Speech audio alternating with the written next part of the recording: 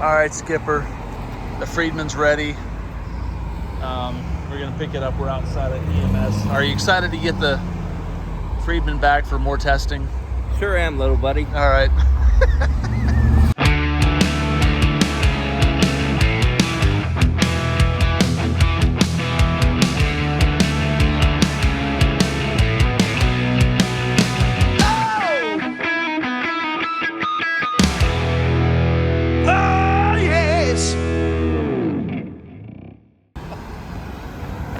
We just drove through a torrential rainstorm, almost a monsoon, to get here to EMS.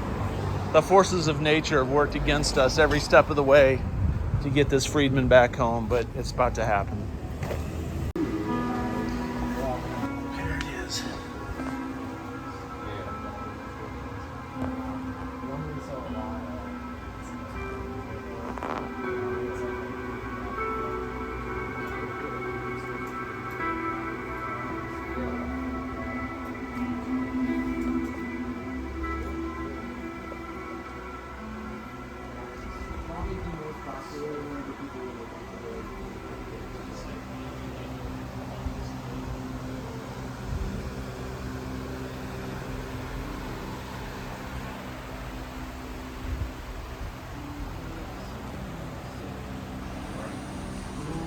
I have one of these.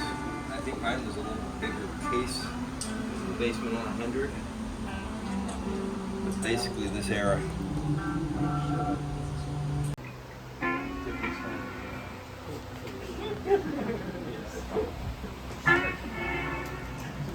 And it was only $93. Cool. Oh, that's cool. That would look good next to the Egnator, wouldn't it? How much is it? I don't know. I don't see a price on it. You know what the rule is? If you gotta ask, You can't afford it. you can't afford it, man. So just say, I want that. Well, I want that champ, that black-faced champ behind you. What is this monstrosity?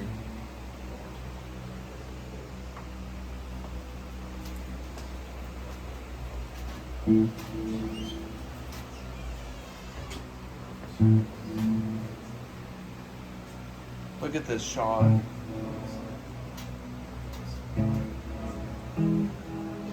Dude, look at that magnetone. That's just so cool.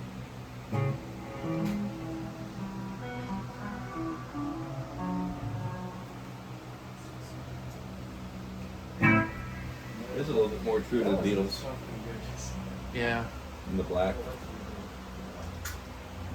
I love those 70s style tellies. Yeah. My friend hates those big headstocks though. I love them.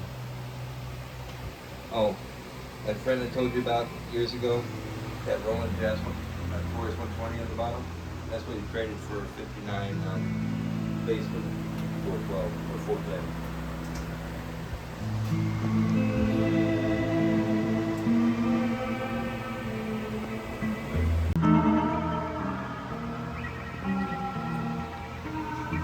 This is a heritage.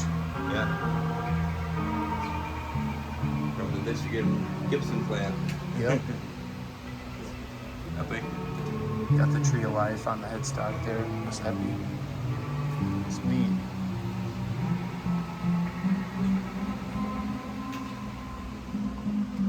All this stuff.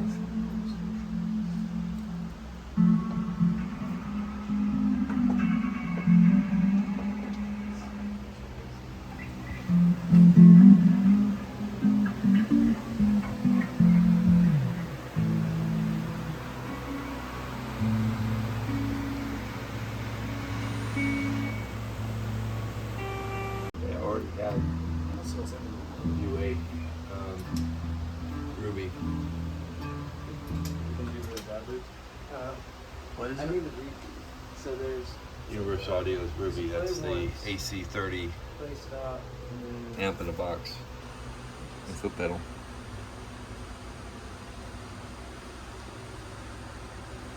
records. Because you record there, so there's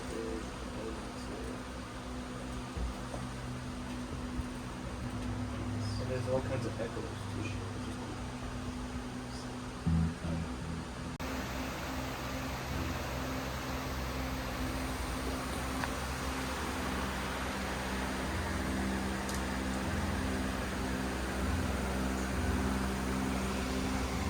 That's something you don't see every day right there. There's a matchless 412.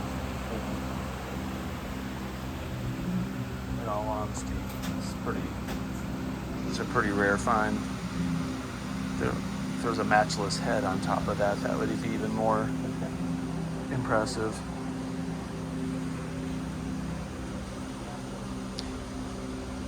These 65 heads are awesome.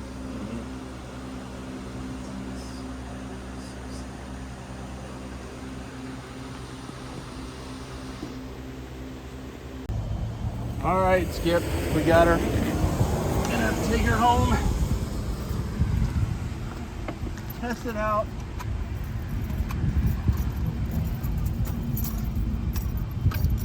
I had to move my monsters out of the way. Whew.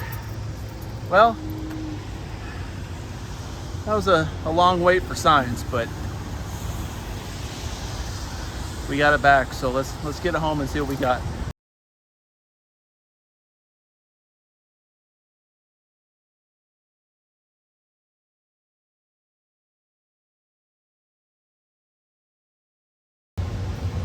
All right, me and the skipper got the Friedman back at the house. We're gonna turn it on and we're gonna see if this thing works. So fingers crossed. I got Skipper in the background, smirking uncontrollably. Making obscene gestures at me. So here's the clean. Let's see what happens. And for those of you that are curious about what happened, it blew a fuse. So it was something basic. It was a fuse that got blown, and it was a slow blow fuse, a 4 amp that was in here. So they replaced it with a little bit stronger fuse.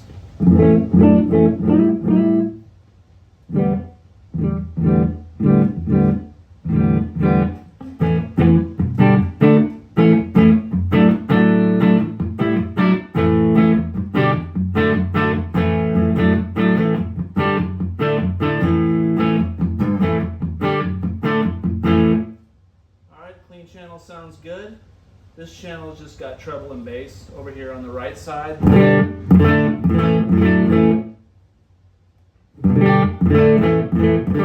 Barely touching 1 on the amp.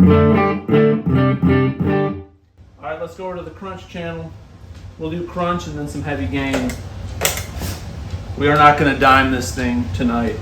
First and foremost, we're in the house, and it would probably peel the paint off the walls and kill my dogs. And Skipper's about 10 feet away from the amp. It would probably, we don't want nothing to happen to him either. We need him for future science experiments. All right, so let's check out and see if we got any gain going on here.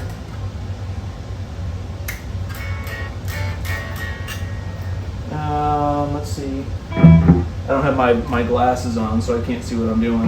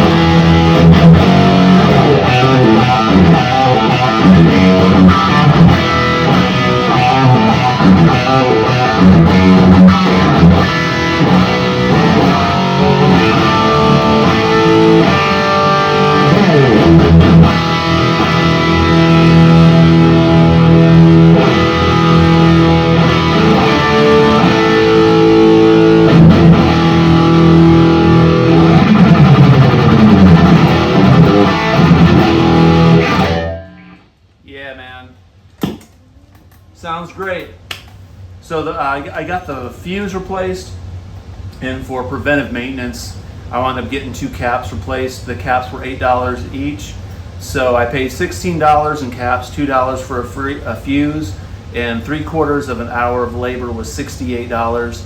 So after tax, it came in at $93 and like 50 cents or 60 cents. So that's great. It took about 3 weeks to get it back, since Eastside Music Supply had a few amps ahead of mine, but man, I really appreciate those guys here in Nashville. They took good care of me as always.